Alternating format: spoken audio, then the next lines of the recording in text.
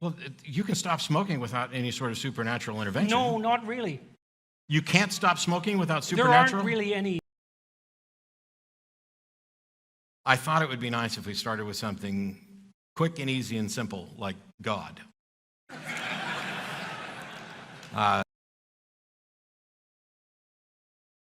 The celebrity atheist types, because I actually like that phrase, they don't seem to me to be contending with the real issues. They seem what to are be the going real issues? Dostoevsky, he's a real issue. Tolstoy, he's a real issue. Carl Jung, 20 books and maybe 15 seminars, he's a real issue. Mircea Eliade. Like, there are some serious heavy hitters in the religious phenomenology domain. And my sense so far, I just finished reading all of Harris's books, for example, he doesn't contend with them at all. And it's like, for me, that's like being an evolutionary biologist and not being aware of Darwin. Peterson's background in psychology and his fondness for narrative and story interpretation might explain his affinity for Jung and Dostoevsky. But a thinker approaching the topic of God philosophically or scientifically would not, as a rule, reference a work of literary fiction as a starting point. To dismiss another's work just because they do not cite the people you consider important smacks of intellectual arrogance. Dillahunty points this out with phenomenal tact. The thing that you're objecting to, it seems, is that many of us don't want to address the aspects of religion that you find value in, because we're only focused on, perhaps as I'm talking in the show, from a scientific skepticism perspective of, are there valid and sound arguments that would lead one to conclude that a God exists? This is a question of, is it in fact the case? Is it consistent with reality that there is a God? And is it consistent with reality that there is good reason to believe there's a God? That is where the focus is primarily. Yeah, and it's usually construed as a scientific issue. Well, it's not so. I would never construe it as a scientific issue, because science can't confirm the supernatural. I mean, we are blocked until somebody demonstrates a mechanism by which we can explore and confirm the existence of the supernatural, and then confirm that it actually can impact the natural world. We're stuck, which is why science relies on methodological naturalism. You seem to be able to do it with psychedelic drugs. You seem to be able to do what with psychedelic drugs? Well, everybody that takes them under reliable settings generally comes back and claims the presence of a mystical experience. And we know that people have been using those substances to evoke mystical and religious experiences for, who knows, 150,000 years maybe. Sure. We can at least infer that. And we have no idea whatsoever how much of an effect the use of those substances has had on the metaphysical substrate of our culture. So what constitutes scientific data here is by no means clear. Here's an example of this, for example. Well, before the example, yeah. As someone who's been high as a kite, I fully agree that people take drugs and report experiences that they describe as mystical or supernatural. Fairly early on in the conversation, he talked about mystical experiences, people who would take drugs and have mystical experiences. And the skeptic in me immediately wanted to point out, and did point out, that I'm happy to believe that people are having experiences that they call mystical, but that doesn't mean that they are mystical. Just like people report other experiences as if they were religious or ghosts or whatever, we have no way of confirming that this something mystical or supernatural actually happened. What this is about the language. Stops people from smoking. Well, you can stop smoking without any sort of supernatural intervention. No, not really. You can't stop smoking without supernatural? There aren't really any reliable chemical means for inducing smoking cessation. You can use a drug called bupropion. I think that's the one. It's whatever Wellbutrin is. Is that supernatural? No, you don't need a supernatural effect, but it doesn't work very well. But if you give people magic mushrooms, psilocybin, and they have a mystical experience, they have about an 85% chance of smoking cessation with one treatment. But that's kind of like evidence, you know. It's kind of like evidence. If you take mushrooms and you have an experience that you describe as mystical, then you'll increase your chance of smoking. But that doesn't tell me whether or not there was something to this notion that they had an experience that was supernatural in any sense. Well, it's not definitive evidence. It's not evidence at all. Oh, sure it is. He claimed that you couldn't quit smoking without having a mystical experience. Not that it was more likely or more probable or you couldn't do it unless you'd had an experience that you kind of identified as mystical. He seemed to be going right down the road of you can't quit smoking unless you have a mystical experience. Now, I can't demonstrate that he's wrong other than I quit smoking 10 or 11 years ago. I haven't had a cigarette in 10 or 11 years, didn't have any mystical experience. I don't know what his real response to that would be, because when I pushed back on it, he wanted to go down this road of, oh, we know this is the case, and let's cite this and let's cite that. And there didn't seem to be a strong tie to a consideration of the reality that you and I experience, as far as I can tell. People are capable of entering different experiential realms where things are qualitatively different to them. The perceptions are different, the thoughts are different, their response to the world is different. They feel that they've died an ego death and transcended their normal mode of perception. Like, maybe that's not part of the supernatural, but then you're starting to define the supernatural pretty narrowly. For the sake of clarity and debate, the term should indeed be defined narrowly. Otherwise, as is often the case in many Jordon-Peterson discussions, people end up using the same word but talking about different things. Like, No, do you it's- require miracle, like here and now? Something that defies the laws of physics? Or what's your definition of the supernatural? So there is the natural world, Yeah. and then there are people who make claims that something is not part of the natural world, that it has some external supernatural origin. Those are the claims that I don't see how we can make any sort of epistemologically sound confirmation of.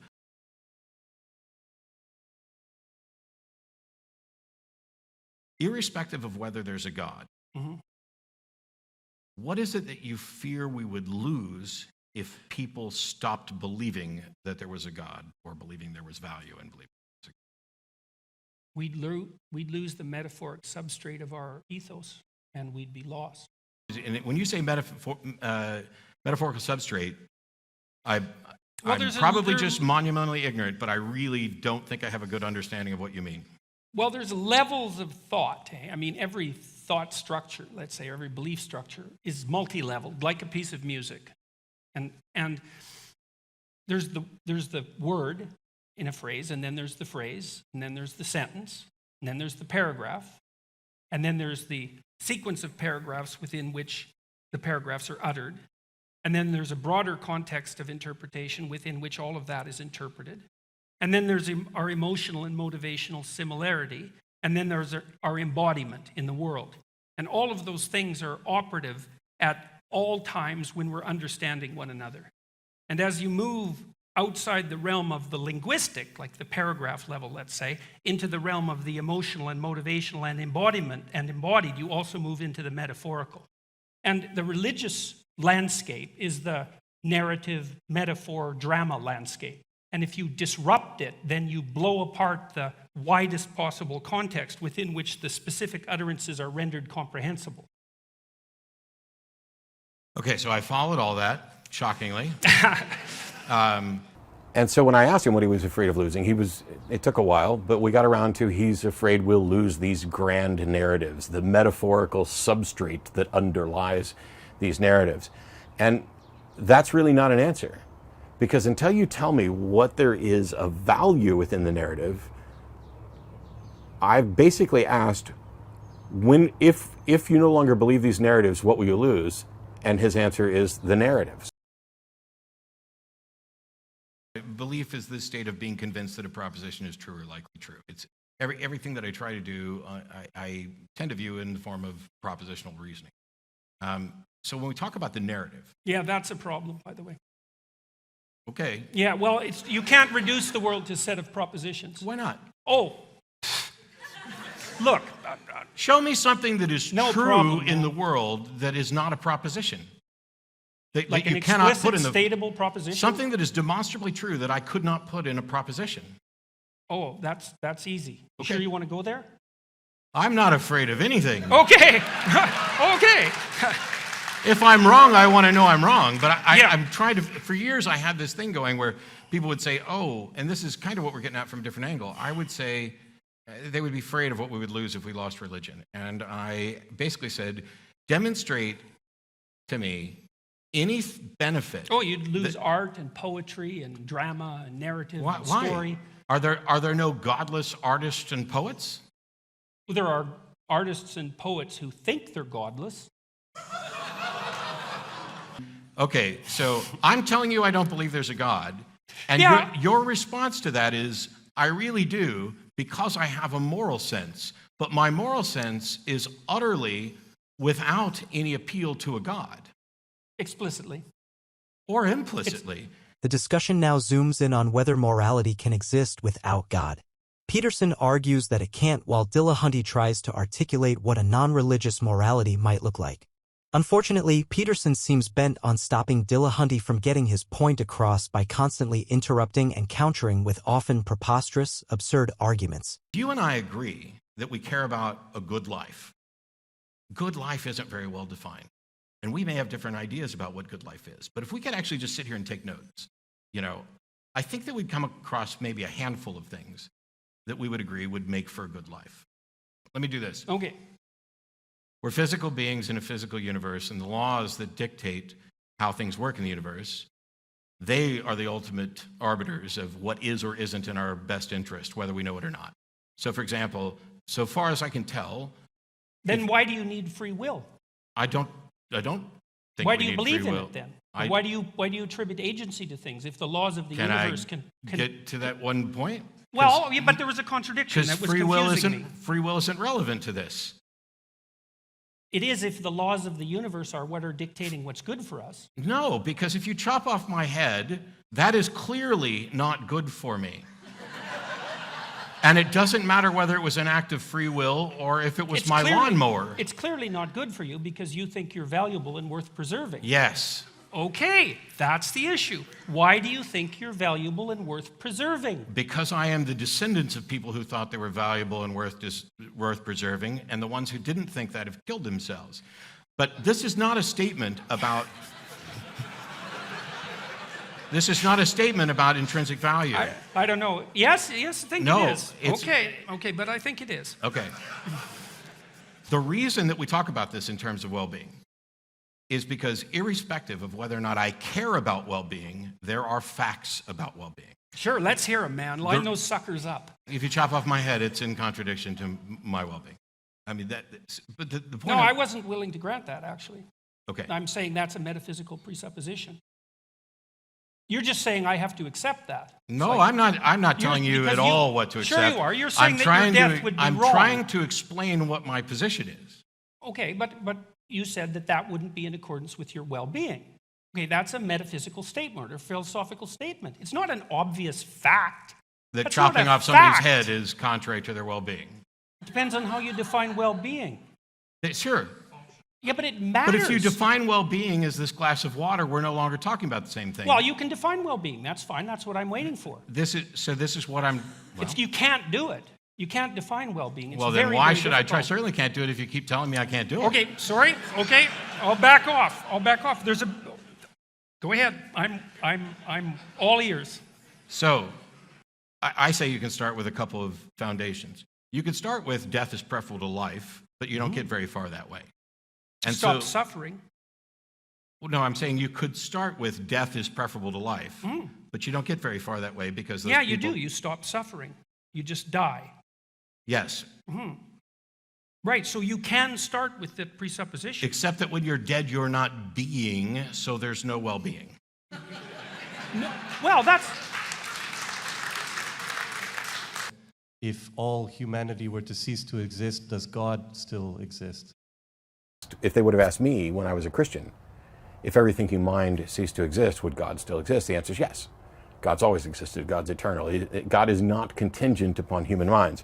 For Dr. Peterson, it was a little bit of a different story. It was I don't think I know how to answer that. The situation is too hypothetical. I mean, I can take a crack at some of it. There are lots of elements of being that would disappear if we disappeared. When you destroy consciousness, you destroy reality. And what that leaves, I don't really understand. Because it doesn't have any temporality in any obvious sense. It doesn't have any size in any obvious sense without the introduction of an invisible observer. So lots vanishes without human consciousness and self-consciousness. I don't know how to answer the question, does God vanish? Because that brings us back into the same problem that I was talking about earlier, is that it's not exactly easy to understand what people are talking about when they say God. Actually, he's got that in reverse. Most people do not have complex, abstract definitions for God. They'd have little trouble understanding what someone else means by God. It's only when we are talking to Jordon Peterson that the definition of God suddenly loses all known and accepted meaning. Because when you ask the question, would God disappear? There's an assumption there that whatever God is understandable and boxable, like a simple concept, like a chair, and that we both share the same conception. There's endless warnings in deep religious literature against assuming that you understand what that term means, or sometimes even for using the term. So that's the best I'm going to be able to do with that question. I didn't actually address that response there. I can do it here. That's garbage as far as I'm concerned. It violates Occam's razor. It violates the null hypothesis. It violates the burden of proof. It violates the foundations of skepticism. And that to me is incredibly important. Because as far as I can tell, if every thinking mind ceases to exist, there's no reason to think that has any impact on this camera and this tripod, that it stops being what it is. Certainly there are no longer people to recognize what it is. It's not going to be, performing in its function. There's not going to be anybody here to record or edit anything. But there's no reason to think that the camera changes what it is or that it ceases to exist. And if you think that that's likely to be the case, you have to actually meet a burden of proof with respect to that claim. You've adopted a view that this is like something that is likely to happen or might happen, and you have to demonstrate that. Next, Dillahunty makes an argument that calls into question the very value of religious morality. If you go to ironchariots.org, you will find a verse-by-verse deconstruction of the Sermon on the Mount where I point out that Jesus gave some good advice and some crappy advice and some questionable advice, and that's not enough. And there's not a secular humanist organization or country on the planet that has ever produced as a good thing, an intentional good thing, rapists and murderers. Well, that's highly debatable. That's highly debatable. Actually, one it's of the things absolutely true because there's never been a secular humanist government on the planet. I don't know. I think the Soviets were pretty secular. No, humanists. I know. With all due apologies, you do not know the first thing about what secular humanism is. You should read the Secular Humanist Manifestos, because what happened in Russia and communist countries was an institution of a religious-like structure centered around an individual and forced atheism, none of which is consistent with humanism. None of it. And the last thing that I want to touch on, because it was the only thing in the evening that actually came close to pissing me off, is I was talking about morality and talking about how we haven't yet had a society where secular humanism was the foundation, so that we could see how well secular humanism could do in comparison to other things. And this is where Dr. Peterson demonstrated the most ignorance.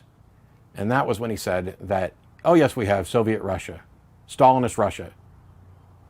Well, you can call that an atheistic regime, but the truth is, it was religious in its structure. It was a state religion that banned, Christianity and other things like that, but the state was the power, and the man was the power, and the cult of personality. There's nothing about Soviet Russia that could fairly be considered as secular humanism. He does not know what secular humanism is. And because of this, it keeps him mired in the idea that you just couldn't have a moral system. And if I were a psychologist analyzing what was happening on stage, my guess is that that would be why I was interrupted so frequently and so often and strawmanned right when I was trying to explain how it is possible to have a secular moral system, with secular humanism being a prime example of what we're trying to do with that.